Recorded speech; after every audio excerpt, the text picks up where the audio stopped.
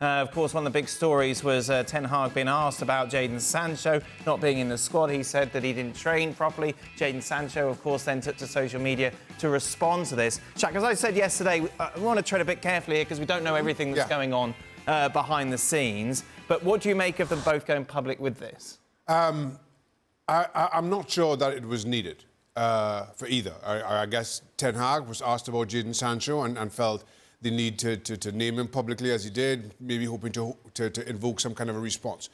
I have thought that everything Ten Hag has done and said has been exactly what's needed up until this point. And on the face of it, right now, I'm not against that either. Maybe this is exactly the kick up the pants that Jadon Sancho needed. Because let's be honest, this is not just about Jadon Sancho's relationship with Erik Ten Hag.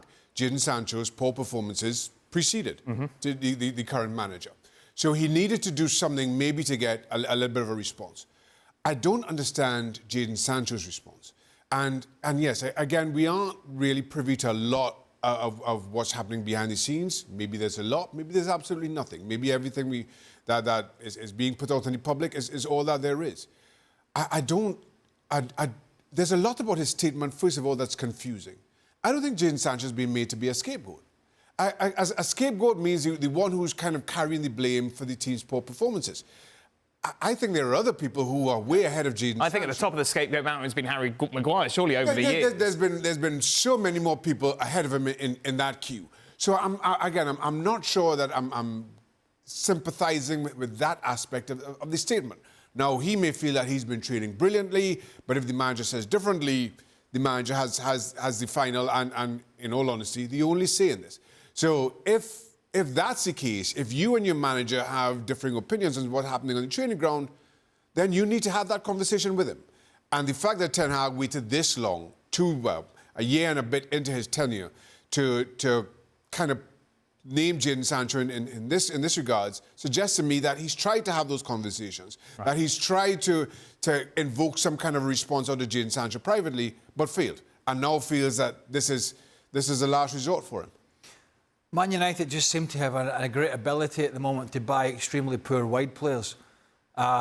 Erik Ten Hag is having a stinker at the moment in many aspects of his management and his team selection, and dare I say recruitment's not all, and certainly not all his fault, but he's having a poor time, and his judgment on his comments after matches with the ridiculous comments about the Anana challenge, the angles on the offside at the Arsenal game, just ludicrous. Absolute ludicrous. But why would he put himself, and he's already in a bit of a difficult position with the start they've had to the season in terms of the performances, why would he put himself in another difficult scenario with another player if there was nothing problematic behind the scenes?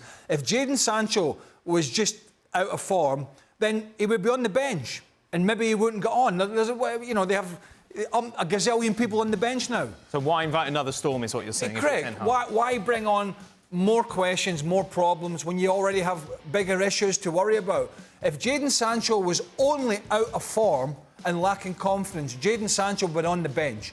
He could have still used 3 or 4 others before he had to use Jadon Sancho, but he could have stuck him on the bench, right? So there's clearly a bigger problem. And as Augie said yesterday on the show, the one thing where he's been crystal clear, Ten Hag, is when players have had a problem, he's called them out.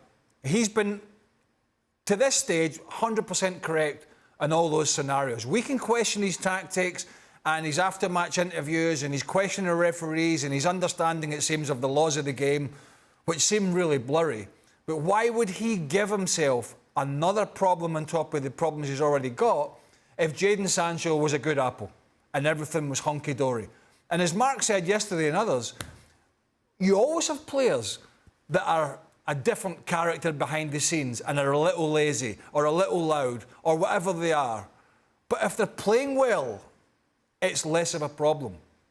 It seems to me he's got a problematic player behind the scenes and a problematic player on the field. Jadon Sancho, I think, is a ship that sailed before the start of this season. I don't ever see him reigniting his Manchester United career. I think it's too big a club to go into, have such a poor time and then come back again. Right. I don't think there's many have done that. I think most players that have been at Man United and have struggled have moved on. There's maybe one or two over the years, but there's most of them, if you've gone in there and it's taken you 15 months and you've still not been able to cut the mustard, the chances are it's not going to happen. To that point, where I think Jadon Sancho still has a chance is that this is a very different Manchester United from the one that we know. In that Harry Maguire has been having a bad time for quite some time, but he keeps himself on the right side of the law, so to speak, and he's given an opportunity. Now, Manchester United don't have the kind of money that they once did just to go out and replace players. They have to make do with what they have and on a smaller budget. So if all of a sudden Jadon Sancho, and this is purely a hypothetical, and because he's given us nothing to suggest this, if all of a sudden he gets himself back on track, if all of a sudden he rediscovers his form that saw him shine in the Bundesliga, I think Erik ten Hag will give him a chance, maybe because he doesn't have another chance, he doesn't have another choice but to play players that he has on his books. But so that, at the very least, Manchester United's current situation is playing into Jadon Sancho's benefit or advantage. But he's doing his best to burn a lot of those listen, bridges. the Jadon Sancho thing is small fry. There's a financial cost here that Man United, and not for the first time, and it won't be the last with this particular squad, there is a financial cost that they're going to have to swallow because they ain't getting the money back. But he's not the only player.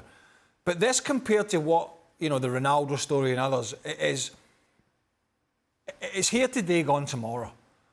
Jadon Sancho's not anywhere near the England squad now. He's out of that. He's been an afterthought at Man United, a squad player since he's come in. He's not been able to cut it. So apart from, and we know they tried to get rid of him before the transfer window. It never happened for various reasons.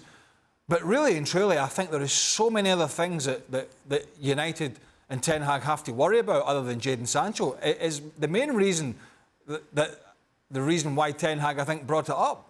That if it was just the attitude issue or just a confidence issue, the guy would have been on the bench. So it's really, when Ten Hag's going home at night and he's struggling to sleep, trust me this, it ain't Jadon Sancho he's worried about. But I suppose the reason it is a big story is because, as Craig says, the price tag, $100 million, Jules. Do you think he's played his last game for Manchester United? That's the question, Dan. We're all waiting to see or to try to find out what the sanction is going to be, because Ben Foster, quite interestingly, the former United keeper, was saying the other day that had Sir Alex, or if Sir Alex was the manager at United, Jadon Sancho would never even put a toe back at Carrington or Old Trafford. So let's see what Ten Hag does. Do you just give him a fine? Do you suspend him for something? Do you put him on a transfer list and then you try to find him a club now or in January? Do you not play him at all until January, until you find him a way out? What do you do? Because if he's not good at training to start with, then if he calls you a liar, and that statement is still on, by the way, he could have deleted it. Maybe the club asked him to delete it. I don't know, but it's still up there. Everybody can see it. It's gone obviously viral. But a player calling his manager a liar, because that's technically what he did, is surely not acceptable. And Ten Hag, as Ogie was saying yesterday, is tough. This is what he does. He calls you out, but he's also very, very tough, very strict. So I think I would expect the punishment to be quite strong. And whether we agree about it or not, this is no problem, but that's Ten Hag's decision. But that's what we're waiting for. That's the next step now. What's going to happen? Because they will have a meeting. I think today they were still off. Probably tomorrow, maybe Thursday.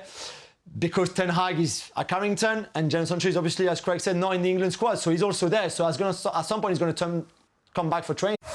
Well, thank you very much for watching ESPN on YouTube. For more sports highlights and analysis, be sure to download the ESPN app. And for live streaming, premium content, and let's not forget as well, ESPN FC 7 days a week. Subscribe to ESPN Plus.